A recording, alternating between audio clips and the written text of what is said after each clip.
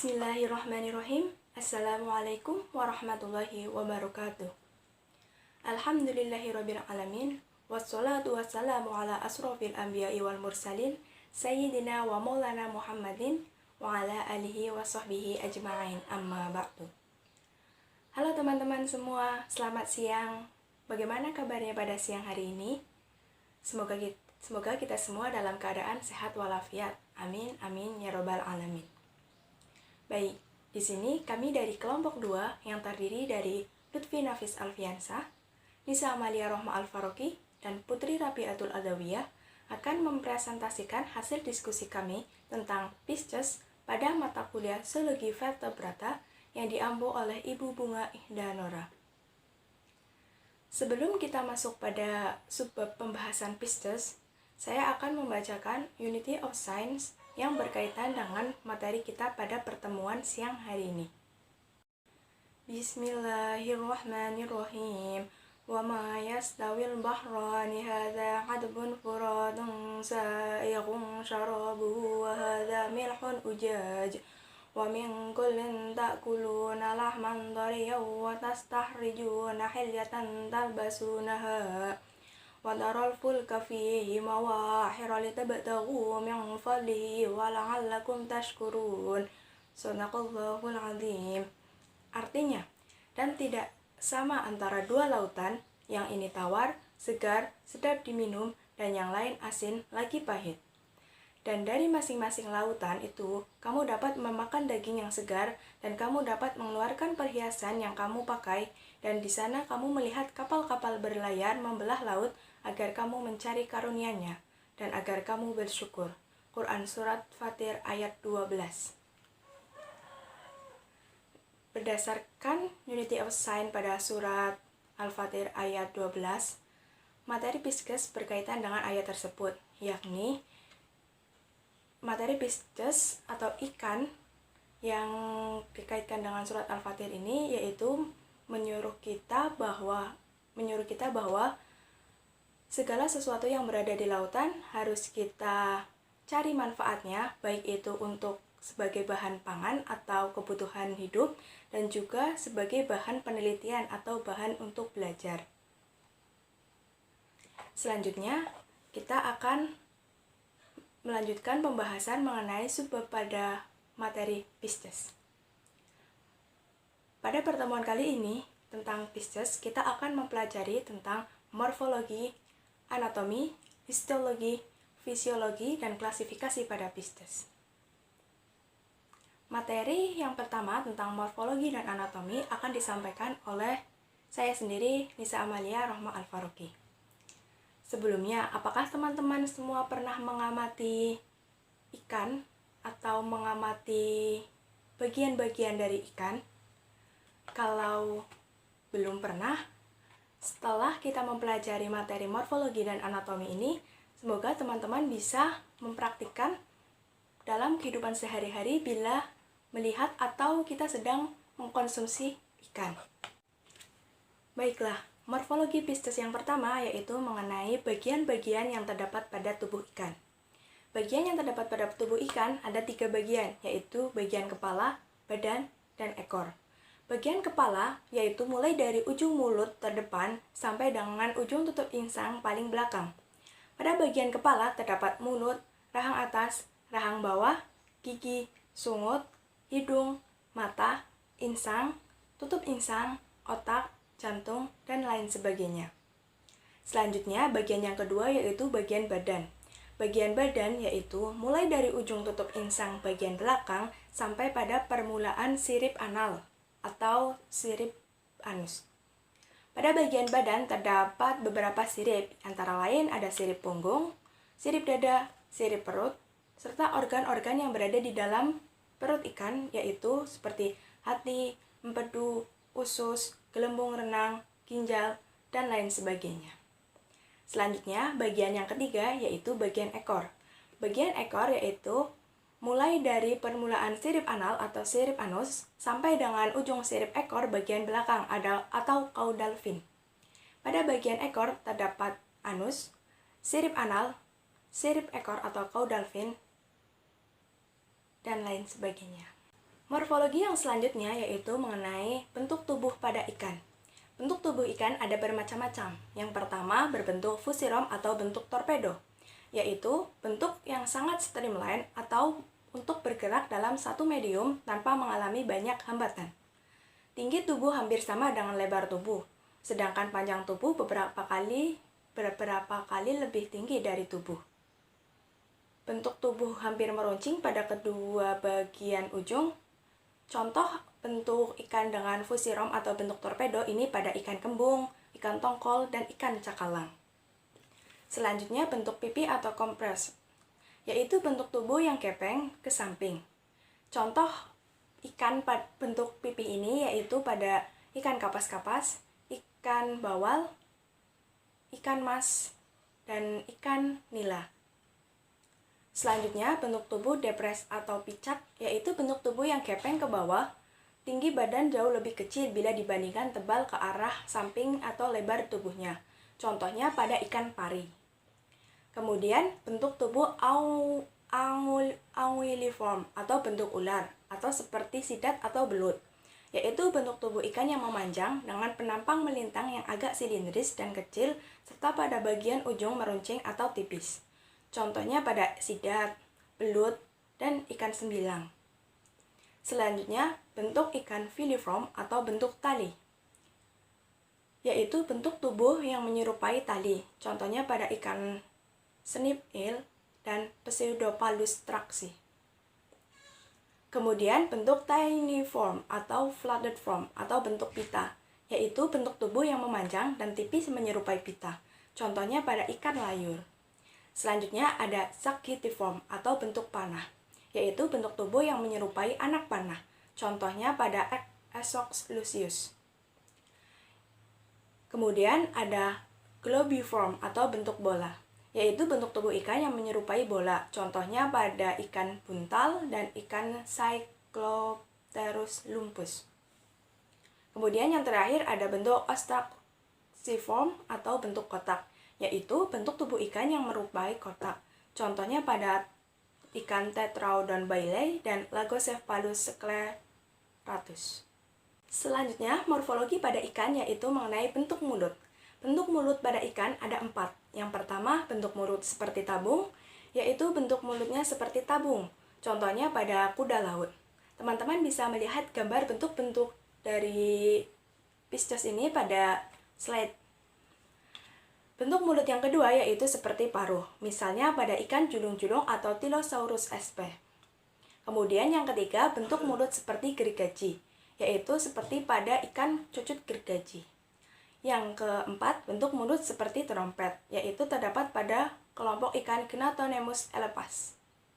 Morfologi selanjutnya yaitu mengenai posisi mulut ikan. Posisi mulut ikan ada 4.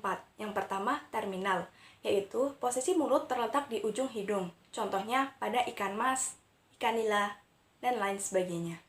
Kemudian, posisi mulut yang kedua yaitu subterminal. Posisi mulut terletak dekat ujung hidung. Contohnya pada ikan kuro atau Eletarenema tetradactylum. Selanjutnya, bentuk yang ketiga, posisi mulut yang ketiga yaitu superior, yaitu posisi mulut terletak di atas hidung. Contohnya pada ikan julung-julung atau Tylosaurus sp. Kemudian yang keempat, inferior, yaitu posisi mulut ikan terletak di bawah hidung. Contohnya pada ikan pari. Teman-teman bisa melihat bagaimana gambaran dari posisi mulut terminal, subterminal, superior, dan inferior pada gambar yang ada di samping. Selanjutnya, yaitu morfologi mengenai sirip pada pisces. Sirip pada ikan yaitu terdapat 5 sirip. Yang pertama, dorsal fin atau sirip punggung. Adalah sirip yang berada di bagian dorsal tubuh ikan dan berfungsi dalam stabilitas ikan berenang. Kemudian, yang kedua yaitu pectoral fin. Adalah sirip yang terletak di posterior operculum atau pada pertengahan tinggi pada kedua sisi tubuh ikan. Fungsi sirip ini adalah untuk pergerakan maju, ke samping, dan diam atau mengerem. Kemudian ada ventral fin, adalah sirip yang berada di bagian perut ikan dan berfungsi dalam membantu menstabilkan ikan saat berenang. Selain itu, ventral fin juga berfungsi dalam membantu menetapkan posisi ikan pada suatu kedalaman. Kemudian ada analfin. Analfin merupakan sirip yang berada pada bagian ventral tubuh ikan di daerah posterior anal. Fungsi sirip ini adalah membantu dalam stabilitas berenang ikan. Kemudian ada caudal fin atau sirip ekor, yaitu sirip ikan yang berada di bagian posterior tubuh ikan dan biasanya disebut sebagai ekor. Pada sebagian besar ikan, sirip ini berfungsi sebagai pendorong utama ketika berenang dan juga sebagai kemudi ketika bermanuver. Morfologi yang selanjutnya yaitu mengenai tipe sisik pada ikan. Tipe sisik pada ikan yaitu ada 5. Yang pertama, osmoid. Terdapat pada ikan-ikan purba yang telah punah. Kemudian ada plakoid, merupakan sisik tonjolan kulit. Banyak terdapat pada ikan yang termasuk pada kelas chondrichthyes. Kemudian ada ganoid, merupakan sisik yang terdiri atas garam-garam ganoid. Banyak terdapat pada ikan dari golongan Actinopterygii. Kemudian ada tipe cycloid, berbentuk seperti lingkaran. Umumnya terdapat pada ikan yang berjari-jari sirip lemah atau Malacopterygii. Kemudian ada tipe stenoid, berbentuk seperti sisir. Ditemukan pada ikan yang berjari-jari sirip keras atau Acanthopterygii. Selanjutnya, setelah kita mempelajari tentang morfologi luar pada bagian ikan, kita akan mempelajari anatomi dari ikan. Anatomi adalah ilmu yang mempelajari bagian dalam ikan dengan tujuan untuk mempelajari gejala yang penyakit yang dialami oleh ikan. Dengan demikian, anatomi bertujuan untuk mengetahui bentuk-bentuk organ dalam ikan serta melihat posisi dalam tubuh ikan. Bagian anatomi dari tubuh ikan, kita mulai dari bagian kepala.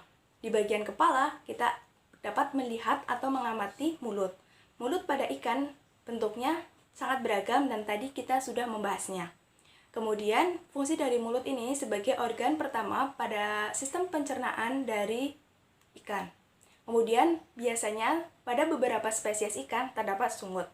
Sungut pada badan ikan digunakan sebagai pendeteksi keberadaan makanan dan sebagai alat pertahanan diri dari serangan predator atau ikan-ikan yang lain.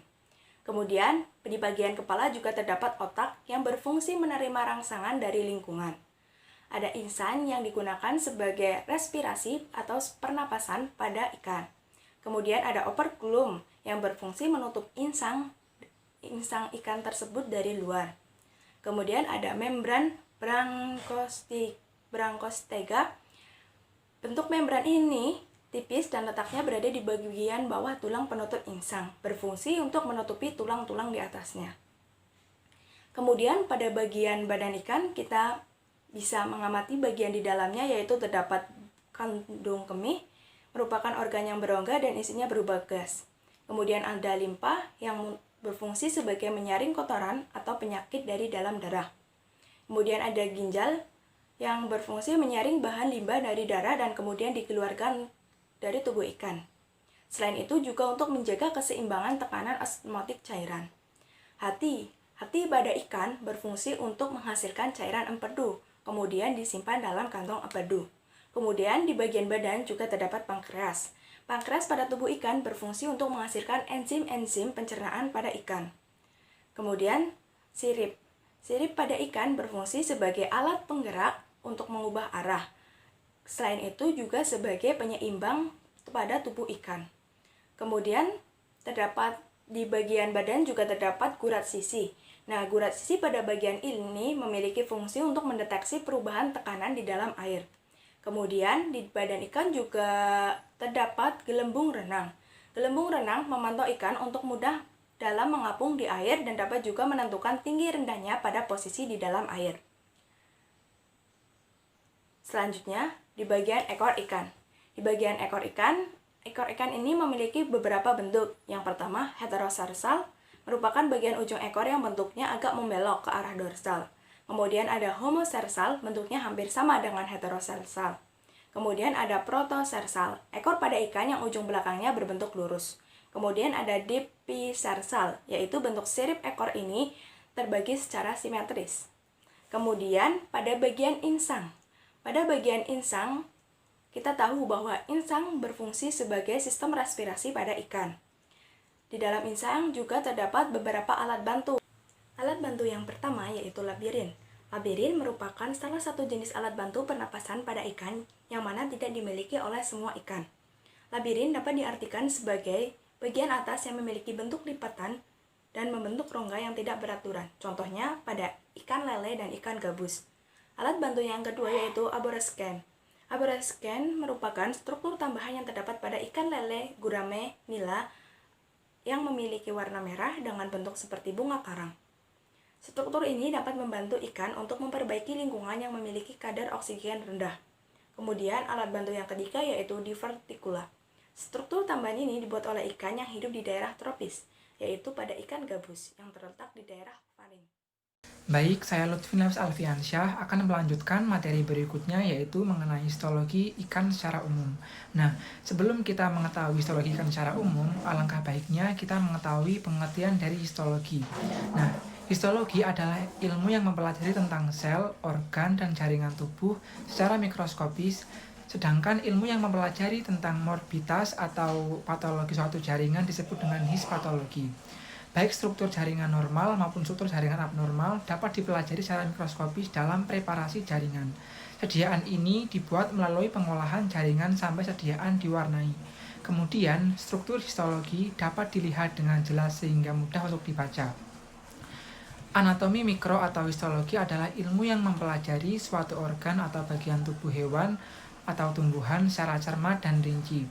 Usaha atau cara untuk dapat mengamati, mempelajari, dan meneliti jaringan-jaringan tertentu dari suatu organisme dapat ditempuh dengan jalan penyiapan spesimen histologi.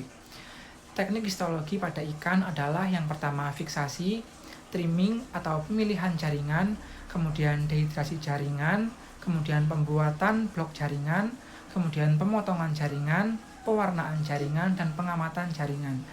Dari hasil yang dapat dari jaringan ikan gurame yang telah diamati, terdapat edema atau infestasi parasit Metacercaria dan Mycosporidia pada jaringan usus normal insang, jaringan hati normal, dan jaringan limpa normal.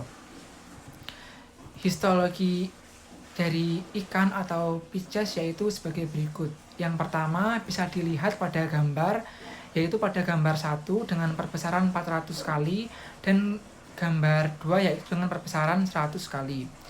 Ditunjukkan pada gambar 1 yaitu pada bagian A menunjukkan bagian Metacercaria dan bagian B yaitu degenerasi vakuola dan bagian C merupakan Mycospora.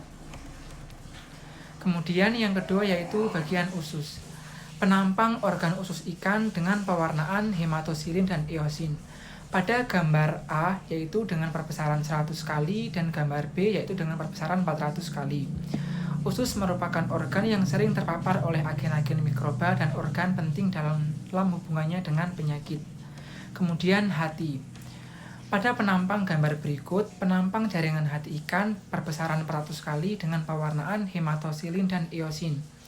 Hati merupakan kelenjar pencernaan yang paling besar dan tersusun dari sel parenkim atau hepatosit dan jaringan serabut. Pembuluh darah arteri, hati, dan vena bermuara ke dalam hati, sedangkan saluran empedu meninggalkan hati menuju usus. Dengan pengamatan secara histologi, saluran empedu, pembuluh darah vena, dan arteri membentuk segitiga Kiernan. Kemudian bagian limpa. Pada gambar berikut, yaitu pada gambar A, dengan perbesaran 100 kali dan gambar B dengan perbesaran 400 kali dengan pewarnaan hematosilin dan eosin.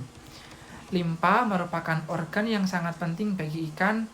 Darah dan substansi asing yang melewati pembuluh darah kapiler masuk ke dalam rongga limpa melalui kumpulan pembuluh darah arteri. Substansi ini digumpalkan oleh melanomakrofaga yang berada di sekitar selaput pembuluh darah arteri. Baik, untuk selanjutnya yaitu materi fisiologi ikan secara umum. Nah, yang pertama yaitu sistem respirasi. Bisa dilihat pada gambar di samping, yaitu yang menjelaskan tentang sistem respirasi pada ikan.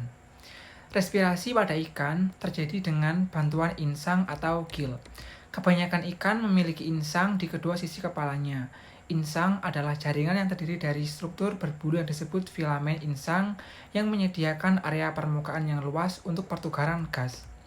Area permukaan yang besar sangat penting untuk pertukaran gas dan organisme akuatik karena air mengandung sangat sedikit oksigen terlarut. Filamen dalam insang diatur dalam baris di lingkungan insang. Setiap filamen terdiri dari lamela yang merupakan cakram yang disuplai dengan kapiler. Darah bergerak masuk dan keluar dari insang melalui pembuluh darah kecil ini. Meskipun insang pada ikan hanya menempati sebagian kecil dari tubuh mereka, permukaan pernapasan luas yang dihasilkan oleh filamen membuat seluruh organisme dengan pertukaran gas yang efisien. Ikan mengambil air yang kaya oksigen melalui mulut mereka dan memompanya melalui insang mereka. Ketika air bergerak di atas filamen insang, darah di dalam jaringan kapiler mengambil oksigen terlarut. Kemudian, sistem peredaran darah memasok oksigen ke seluruh jaringan tubuh dan akhirnya ke sel-sel sambil mengambil karbon dioksida yang dikeluarkan melalui insang dari tubuh. Karbon dioksida keluar dari tubuh ikan begitu air bergerak melewati insang melalui bukaan yang disediakan di sisi tenggorokan atau melalui operkulum penutup biasanya ditemukan pada insang bertulang yang menutupi dan melindungi insang ikan. Beberapa ikan seperti lamprey dan hiu memiliki banyak bukaan insang. Rohu, seekor ikan bertulang, memiliki satu lubang insang di kedua sisinya. Selanjutnya yaitu sistem ekskresi pada ikan. Bisa dilihat pada gambar A menunjukkan sistem ekskresi pada ikan air tawar dan gambar B merupakan sistem ekskresi pada ikan laut.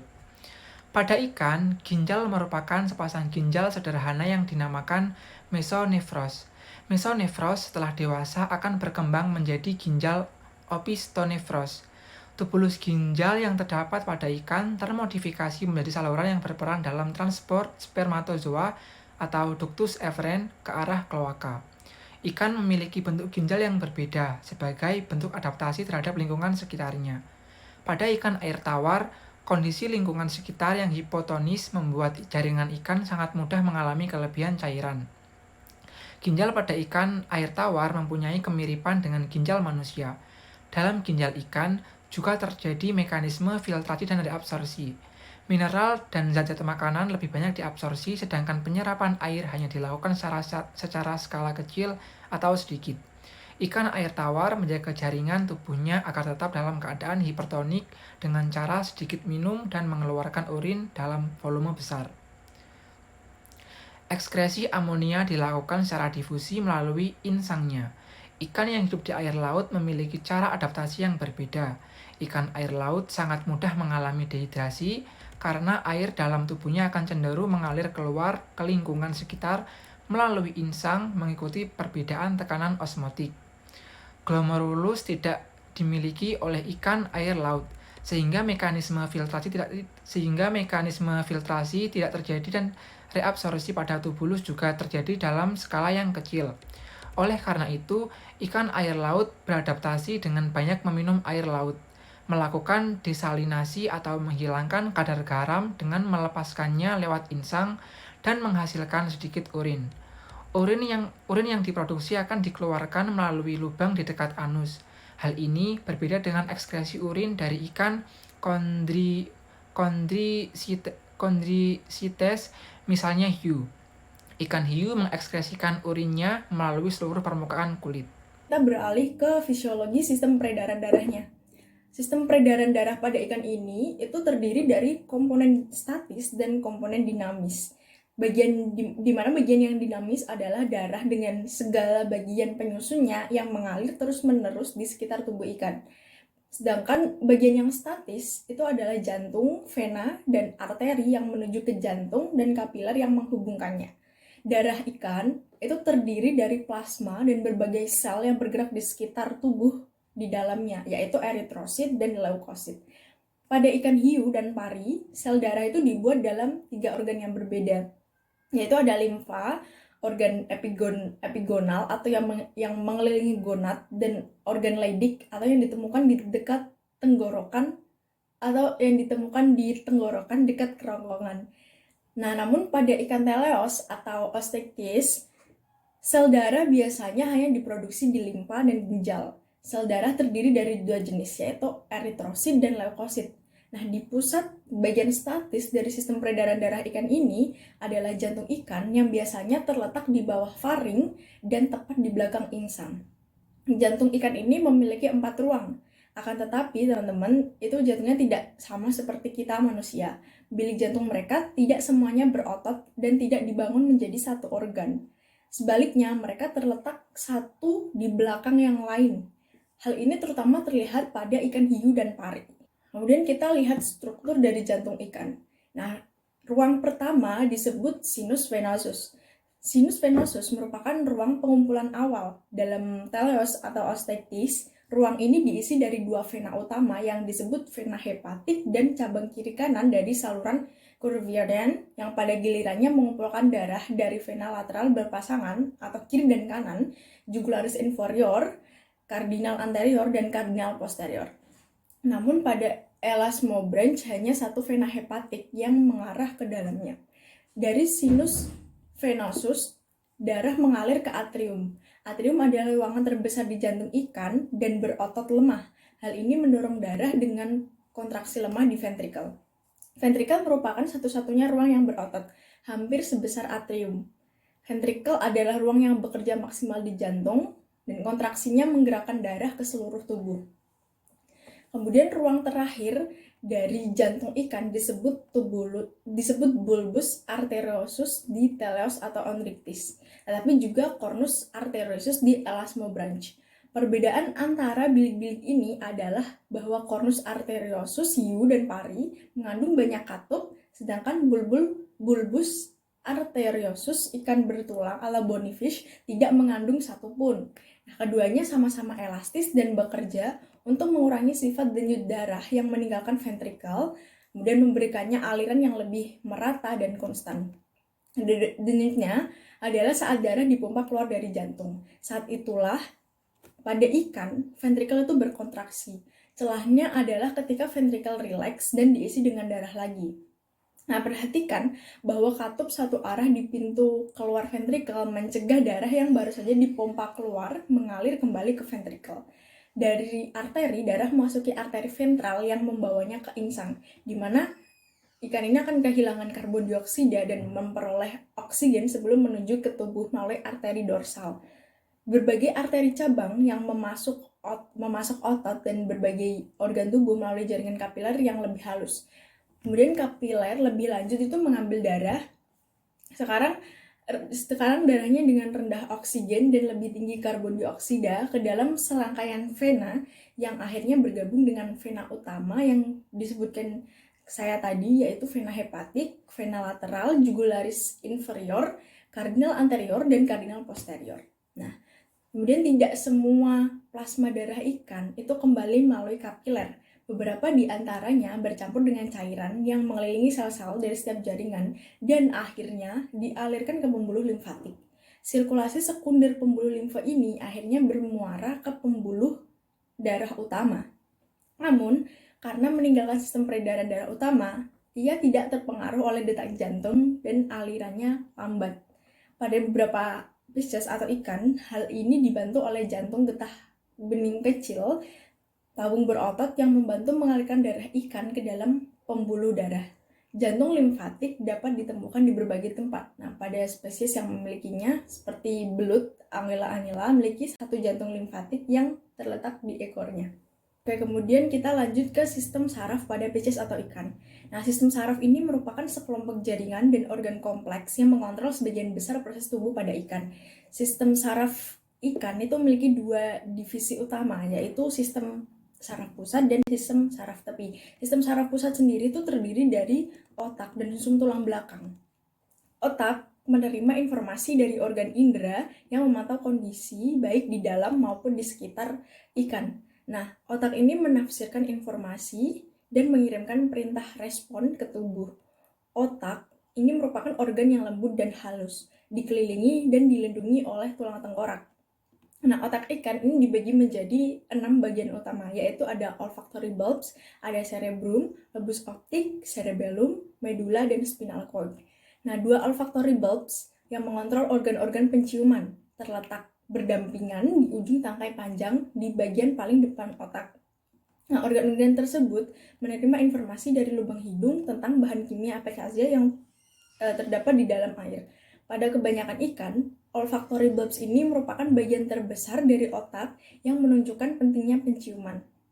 Nah, kemudian ada cerebrum. Cerebrum itu terdiri dari dua lobus di belakang bulbus olfactorius.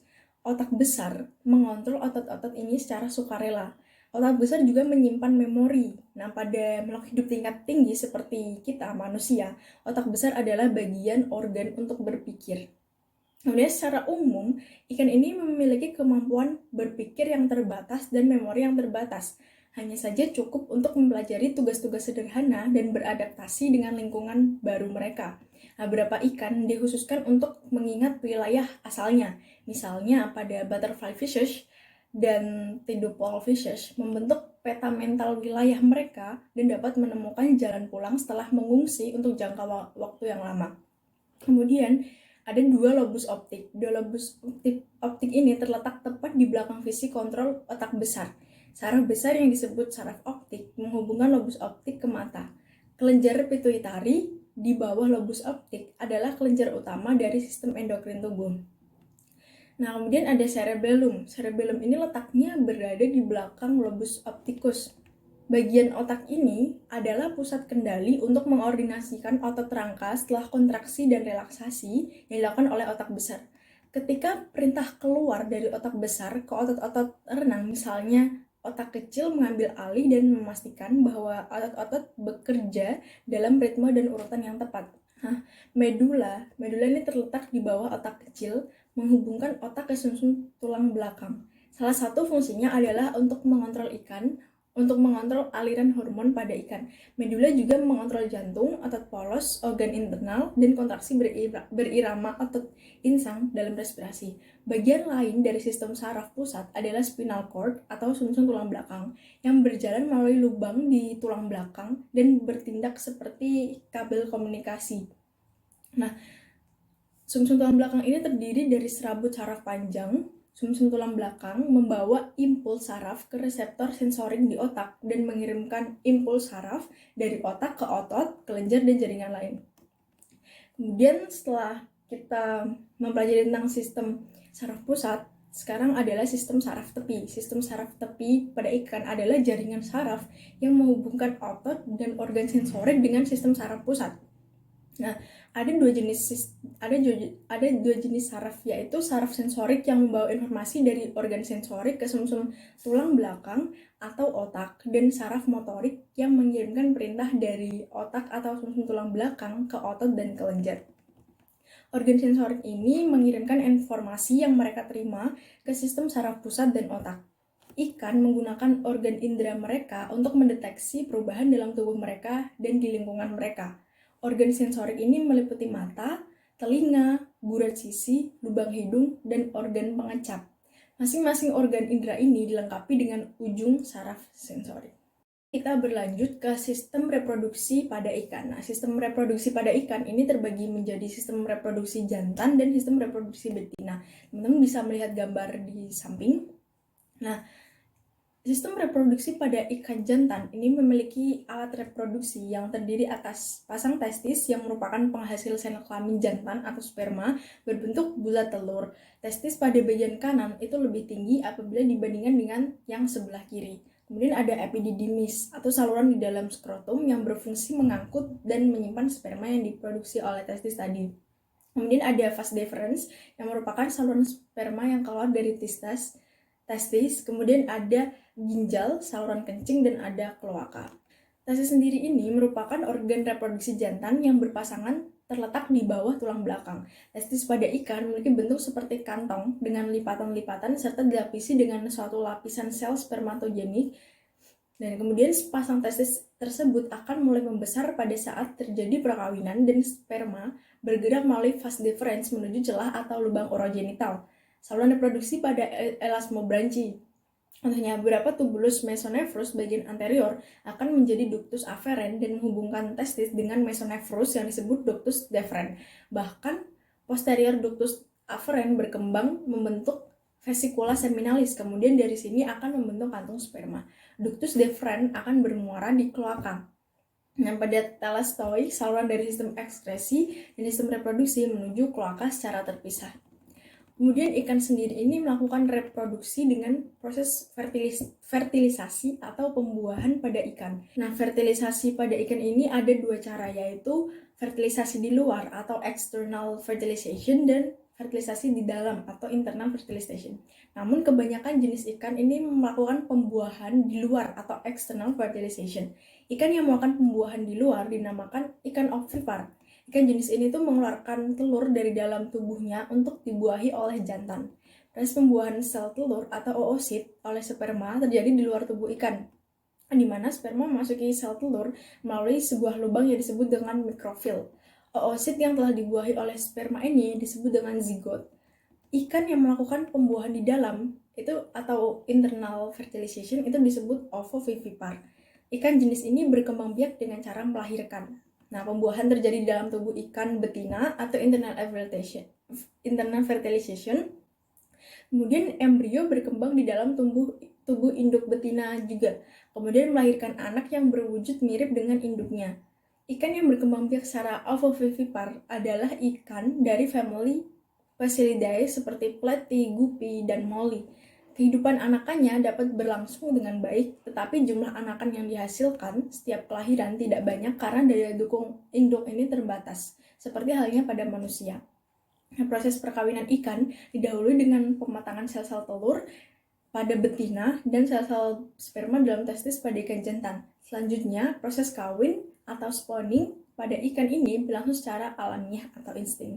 Nah, kemudian kita perhatikan sistem reproduksi pada betina. Ovarium pada elasmobranch berbentuk padat tetapi kurang menyatu, terletak pada anterior rongga abdomen. Nah, pada saat dewasa, perkembangan hanya terjadi pada ovarium kanan. Pada thalestoi, tipe ovariumnya sirkular dan berjumlah sepasang. Kemudian saluran reproduksi pada elasmobranch itu berjumlah sepasang. Bagian anteriornya berfusi yang memiliki satu ostium yang dikelilingi oleh fimbre-fimbre. Oviduk sempit pada bagian anterior dan posteriornya. Pelebaran selanjutnya pada uterus yang bermuara di kloaka. Pada thalestoi yang mempunyai oviduk pendek dan berhubungan langsung dengan ovarium. Bagian posteriornya ini bersatu dan bermuara pada satu lubang. Nah, thalestoi itu tidak memiliki kloaka. Kemudian ovari. Ovari pada ikan ini terdiri dari banyak telur. Nah, setiap jenis ikan ini memiliki ukuran telur tersendiri. Ada yang besar dan ada juga yang kecil. Ukuran telur itu menentukan jumlah telur yang dimiliki oleh seekor induk. Ikan yang memiliki ukuran telur besar, contohnya ada ikan nila dan arwana, akan memiliki jumlah telur yang lebih sedikit dibanding dengan ikan yang ukuran telurnya kecil seperti ikan cupang dan mas. Hal ini tuh disebabkan karena kapasitas yang dimiliki sel induk untuk menampung telur. Ukuran telur ikan itu banyak ditentukan oleh ukuran kuning telurnya. Makin besar kuning telur, makin besar pula peluang embrio untuk bertahan hidup. Pembahasan fisiologi ikan secara umum terakhir adalah sistem pencernaan atau sistem digesti. Nah, elemen pertama dari sistem pencernaan ikan itu adalah mulut. Kemudian setelah mulut, berlanjut ke kerongkongan. Kerongkongan pada ikan bertulang atau bony fish ini pendek dan dapat mengembang sehingga benda besar itu dapat tertelan. Dinding kerongkongan dilapisi dengan otot dan mengarah ke perut. Perut sangat bervariasi pada ikan, tergantung pada makanannya. Nah, pada sebagian besar ikan pemangsa, perut adalah tabung atau kantong lurus atau melengkung sederhana dengan dinding berotot dan lapisan kelenjar. Nah, makanan sebagian besar itu dicerna di sana dan meninggalkan perut dalam bentuk cair. Persimpangan antara lambung dan usus itu ditandai oleh katup berotot yang disebut pyloric ceaca. Organ ini tuh berfungsi sebagai pencernaan dan penyerapan. Nah, usus itu sendiri itu cukup bervariasi panjangnya tergantung pada makanan ikan. Ukuran usus pendek pada predator itu kadang-kadang tidak lebih dari rongga tubuh. Pada ikan herbivora biasanya itu melingkar dan beberapa kali lebih panjang dari seluruh panjang tubuh ikan. Nah, semakin besar permukaan internalnya, semakin besar efisiensi penyerapannya. Nah, kebanyakan ikan hanya memiliki satu ukuran usus, tapi bukan usus besar dan kecil seperti pada mamalia. Nah, setelah melewati usus, alat sekresi utama adalah ginjal. Sekresi ini itu juga terjadi di insang di mana amonia dilepaskan dan dilepaskan langsung ke dalam air. Nah, makanan tadi yang tidak sepenuhnya dicerna dan diserap meninggalkan tubuh melalui lubang anus atau kloaka. Nah, di samping limbah lain yang dihasilkan oleh pencernaan tadi.